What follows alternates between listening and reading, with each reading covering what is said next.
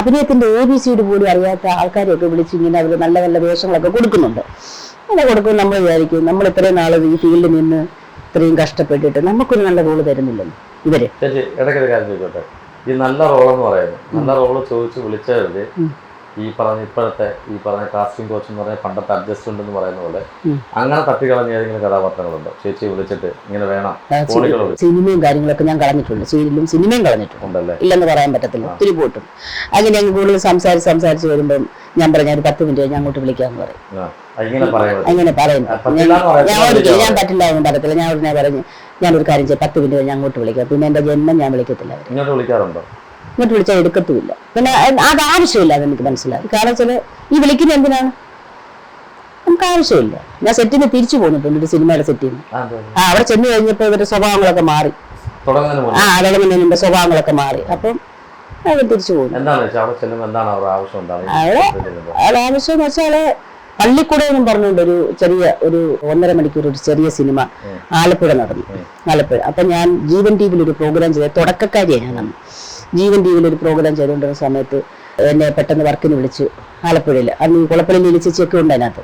ചേച്ചിയുടെ പരിചയത്തിലാണോ? അങ്ങനെ ഞാൻ അവിടെ ചെന്ന് കഴിഞ്ഞപ്പോഴത്തേന് 8:30 അപ്പം ഏകദേശം സിനിമ തീരാറായി. അപ്പൊ അങ്ങനെ കഴിഞ്ഞപ്പോൾ ഒരു ടീച്ചറായിട്ടാണ് ഞാൻ അഭിനയിക്കും. പെട്ടെന്ന് കോസ്റ്റ്യൂമൊക്കെ ചേഞ്ച് ചെയ്ത് വരാൻ പറയെല്ലാം ചെയ്തു. സ്കൂളിലെ ഒരു ടീച്ചറിന്റെ വേഷം ചെയ്തു. ഒറ്റ സീനേ എടുത്തുള്ളൂ. അപ്പം പായ്ക്കപ്പ് പറഞ്ഞു. അത് കഴിഞ്ഞിട്ട് എല്ലാം പോയി, എല്ലാം റൂമിലേക്ക് പോയി. ഈ റൂമിലേക്ക് ഒട്ടുന്ന കാര്യം പറഞ്ഞപ്പോഴേ ഞാൻ പറയുന്നത് ബുദ്ധിമുട്ട് എന്നാലും ഞാൻ പറയും. എൻ്റെ ഒരു അനുഭവമാണ് കേട്ടോ. അങ്ങനെ ഞങ്ങള് എൻ്റെ കൂടെ ഒരു പയ്യനെ കൂടെ ഞാൻ കൊണ്ടുപോയായിരുന്നു കൂട്ടിന്. സിനിമ ആദ്യത്തെ നമ്മൾ പേടിയോ ഒറ്റയ്ക്ക് പോകാൻ. അങ്ങനെ ഞാനിങ്ങനെ ഇവിടെ എൻ്റെ കൂടെ വന്ന പയ്യനെ കാണുന്നില്ല. ആ പയ്യൻ എന്തെന്ന് ചോദിച്ചപ്പോൾ അവന് വേറെ റൂമെല്ലാം സെറ്റ് ചെയ്തിട്ടുണ്ട്. ശ്രീപ്രസാദിന്റെ അപ്പുറത്താണ്, അവിടെയാണ് റൂം. അപ്പൊ എൻ്റെ കൂടെ ഒരു പെണ്ണിനെ അവിടെ ചെയ്യാൻ കണ്ട്. അപ്പോൾ എനിക്ക് ഭയങ്കര സന്തോഷമായി. അപ്പൊ അവള് ഞാൻ ചോദിച്ചു ഇയാൾ എവിടെയാണ് താമസിക്കുന്നത്? പറയുന്ന റൂമിൽ. അപ്പൊ ഞാൻ നമുക്ക് എന്നും കൂടെ ആ റൂമിൽ നിൽക്കാം എന്ന് പറഞ്ഞു. ഉടനെ അവൾക്ക് അത്ര അങ്ങോട്ട് പോരാ. ഉടനെ അവള് പറഞ്ഞു അല്ല ചേച്ചിക്ക് വേറെ റൂമിൽ തരും.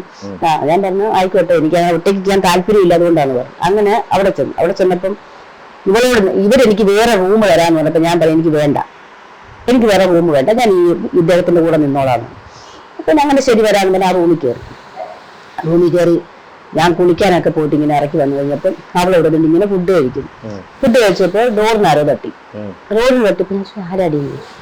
അപ്പോൾ അവള് പറഞ്ഞു ആരാ നോക്കട്ടെ എന്ന് പറഞ്ഞു. പോയി തുറന്നു നോക്കിയപ്പം ഒരു ഉണ്ടക്കണ്ണൊക്കെ വെച്ചിട്ട് ഒരാള് എന്നും പറഞ്ഞു അകത്തോട്ട് കയറിയപ്പോൾ ഞാൻ വീട് ചോദിച്ചു ആരാ? പ്രൊഡ്യൂസറാണ്. അവക്കറിയാം, അവൾ 2 ദിവസം കൊണ്ട് അവിടെ ഉള്ളതാ. അവക്കറിയാം പ്രൊഡ്യൂസറാന്ന് പറഞ്ഞു. ഞാൻ ചോദിച്ചു എന്താ വന്നേന്ന് ചോദിച്ചു. ചുമ്മാ വർത്താനം പറഞ്ഞിരിക്കാൻ വേണ്ടി വന്നതാണ്. ഞാനപ്പോൾ അവിടെ മാറി വന്നിരുന്നു. അത് കഴിഞ്ഞപ്പോൾ ഇവൻ എൻ്റെ അടുത്ത് പറഞ്ഞു സിനിമ അപ്പുറത്ത് ഡയറക്ടർ വിളിക്കുന്ന അപ്പുറത്തെ റൂമിലോട്ട് ചെല്ലാൻ. ഞാൻ ചെറുതിനാ അല്ല എന്തോ നാളത്തെ കാര്യം എന്തോ പറയാനാണ്. ഞാൻ പറഞ്ഞു നാളത്തെ കാര്യം മണി ഇപ്പൊ 11 ആയല്ലോ. ഇപ്പൊ നാളത്തെ കാര്യം രാത്രി ഇപ്പൊ ഇനിയിപ്പോ രാവിലെ പറഞ്ഞാൽ പോരായോ? ഇനിയിപ്പോ ഒരു കാര്യം ചെയ്യപ്പോൾ നമ്മൾ കിടക്കട്ടെ. ഞാൻ വെളുപ്പിന് GNTV വർക്കൊക്കെ കഴിഞ്ഞിട്ട് ഞാൻ വന്നതാണ്. ഇന്നിപ്പോ റെസ്റ്റ് എടുത്തിട്ട് നാളെ രാവിലെ സംസാരിക്കാമല്ലോ നമുക്കെന്ന് പറയും. ഉടനെ ഇവന് അവിടെ നിന്ന് ഇറങ്ങിയിട്ടിടന്ന് ഇവൻ അവിടെ കണ്ണ് കാണിച്ചപ്പോൾ എനിക്കെന്തോ ഒരു പന്തികേട് തോന്നി. അപ്പോൾ ഇവളെ ഞാൻ ശ്രദ്ധിച്ചപ്പോൾ ഇവള് പെട്ടെന്ന് അവിടെ നിന്ന് എഴുന്നേറ്റ് പോയി കൈയൊക്കെ കഴുകി പെട്ടെന്നൊരു ഷോളൊക്കെ എടുത്ത് തോളത്തിട്ടിട്ട് ഇവള് പുറത്തേക്ക് പോകാൻ തുടങ്ങണം. അപ്പം ഞാൻ നീ അവിടെ പോകുന്നു? ഞാനിപ്പോൾ വരാം. ഞാൻ പെട്ടെന്ന് വരണം കേട്ടോ. ശരി. അപ്പം ഇവള് പോയിട്ട് വരാമെന്ന് പറഞ്ഞപ്പോൾ ഞാൻ കഥ അങ്ങടച്ചു, കുറ്റി അങ്ങിട്ട് ഇട്ട് കഴിഞ്ഞിട്ട് ഞാനിപ്പോൾ വല്ലതും കഴിക്കാം എന്നൊക്കെ വിചാരിച്ചിട്ട് ഞാൻ അങ്ങോട്ട് തിരിഞ്ഞപ്പോൾ ഡോറിനൊരു തട്ട്. ഇവള് പോയിട്ട് ഇത്ര പെട്ടെന്ന് നീ വന്നോന്ന് പറഞ്ഞിട്ട് ഞാൻ എൻ്റെ ഡോറിൽ വീണ്ടും തട്ടി. അപ്പം ഞാൻ ഉടനെ ഓടിച്ച് ഡോർ തുറന്നപ്പോൾ ഒരു പരിചയമില്ലാത്ത ആൾ അവിടെ നിൽക്കുന്നു. ആദ്യം ഈ കണ്ട ആ സുന്ദരനല്ല, വേറെ സുന്ദരൻ. പോലീസ് വന്നിട്ട് പോയി. ഇത് വേറെ സുന്ദരനാണ്. അപ്പൊ ഞാൻ ചിന്ത ആരാ? ഞാൻ ഡയറക്ടറാന്ന് പറഞ്ഞു. എനിക്കറിയില്ല. കാരണം ഞാൻ അന്ന് പെട്ടെന്ന് ജീവൻ ടിവിയിലെ പ്രോഗ്രാം കഴിഞ്ഞിട്ട് രാത്രി ചെന്നിട്ട് പെട്ടെന്ന് മേക്കപ്പ് ഇട്ട് പെട്ടെന്ന് അഭിനയിച്ചിട്ട് പോകുന്നല്ലോ. ഡയറക്ടർ ഒന്നും എന്റെ തലയിൽ കയറിയില്ല. ആരാവൊന്നും ഞാൻ കണ്ടുമില്ല. ഞാൻ ഡയറക്ടർ എന്താ ഒന്നുമില്ല, ജസ്റ്റ് ഞാനൊന്ന് 5 മിനിറ്റ് ഒരു കാര്യം പറയാൻ പറഞ്ഞു. ശരി പറഞ്ഞോളൂ, എന്ത് പറ്റും? പെട്ടെന്ന് അകത്തോട്ട് ഒരു കട്ടിൽ അങ്ങിരുന്നു ഇരുന്നപ്പോ ഞാൻ ഇങ്ങനെ നിന്നു അവിടെ. അപ്പോൾ ഞാൻ പറഞ്ഞോളൂ എന്താണുള്ളത്. പുള്ളിക്കൊന്നും പറയാനില്ല. ഒന്നും പറയാനില്ല. പുള്ളി അവിടെ ഇരുന്നു. അവിടെ ഇട്ടപ്പോൾ ഞാൻ വെച്ചിരുന്നു നോക്കാം സൈലന്റ് ആയിപ്പോയി. എന്നോട് ചോദിച്ചു പുള്ളി സിനിമ ആരോ കഴിച്ചായിരുന്നു? ഞാൻ പറഞ്ഞു കഴിച്ചില്ല, അവിടെ ഇരിക്കുന്നു. ഇപ്പോൾ ഒരാളോട് വന്ന് ഇത്ര നേരം സംസാരിച്ചു പോയി, ഫുഡ് കഴിക്കാൻ പറ്റിയില്ല, ഇനിയിപ്പോൾ കിടക്കാനുള്ള പരിപാടി ആയിരുന്നു കഴിച്ചിട്ട്. അപ്പോൾ എന്തെങ്കിലും പറയാനുണ്ടെങ്കിൽ പറഞ്ഞോളൂന്ന്. ഒന്നും പറയാനൊന്നുമില്ല, എന്നാൽ കഴിച്ച് സിനി ഫുഡ് കഴിക്കും. അപ്പം ഞാൻ പറഞ്ഞു സാർ ഇവിടെ ഇരിക്കുമല്ലേ, അപ്പം ഞാൻ പൊയ്ക്കോ, എന്നിട്ട് ഞാൻ ഫുഡ് കഴിച്ചോളാം, പൊയ്ക്കോളാം. ഇല്ലടോ താൻ കഴിച്ചോ എന്ന് പറഞ്ഞു. പുള്ളി എന്ത് അറിയാമോ, കാട്ടിൽ അങ്ങ് കിടന്നു. ഇരിക്കാൻ വന്ന ആളങ്ങ് കിടന്നു. അയ്യോ, ഞാൻ വിചാരിച്ച് കിടന്നു, എൻ്റെ ദൈവമേ. അപ്പം ഞാൻ ചോദിച്ചു സാറിവിടെ കിടന്ന്, എനിക്ക് കിടക്കണം, ഞാനൊന്ന് ഫുഡ് വെച്ചിട്ട് കിടന്ന് ഭയങ്കര ക്ഷീണിച്ചാ വന്നത്. അതിനെന്താ താനോട് കിടന്നോളൂ, നമ്മൾ അതെങ്കിലും ശരിയാ, എന്തിനാ ഞാൻ ഇവിടെ കിടക്കുന്നേ, ഒരു കാര്യം ചെയ്ത് സാറ് എഴുന്നേറ്റ് പോകും, എനിക്ക് കിടക്കണമെന്ന് പറഞ്ഞു.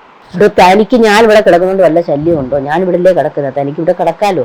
ഞാൻ പറഞ്ഞു അത് ശരിയാവത്തില്ലെന്ന് പറഞ്ഞു. അപ്പോൾ പുള്ളി ഇങ്ങനെ തലയിൽ ഇങ്ങനെ കയ്യും വെച്ച് ഇങ്ങനെ അങ്ങ് കിടക്കുക, ഒന്നും അനക്കമില്ല, പ്രതികരിക്കുന്നില്ല. ഇച്ചിരി നേരമായപ്പോൾ എനിക്കങ്ങോട്ട് ടെൻഷൻ കയറി, ഞാനങ്ങ് കരഞ്ഞു പോയി. സത്യത്തിൽ എനിക്ക് എന്ത് പറയണം, അതിന് വല്ലാത്തൊരു വിഷമം. ഞാനങ്ങ് കരഞ്ഞിട്ട് ഞാൻ ചോദിച്ചു, നിങ്ങളൊക്കെ അമ്മയും പെങ്ങളും ഒക്കെ ഉണ്ടോയെന്ന് ഞാൻ ചോദിച്ചു.